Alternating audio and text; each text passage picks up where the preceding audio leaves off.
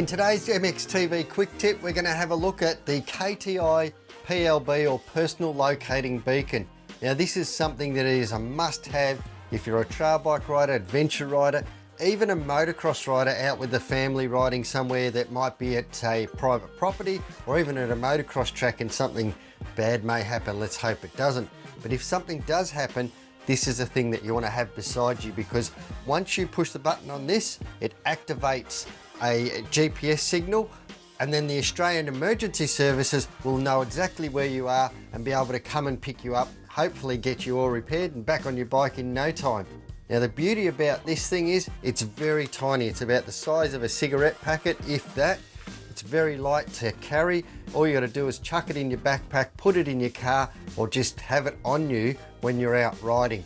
This is a very, very important piece of kit that you should be taking all the time.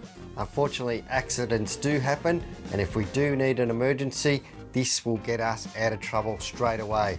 The KTi's battery has a 10-year lifespan. Now after that you can get it replaced. It's not a very expensive unit, and for the small price you pay, it's one of the best investments you'll ever make.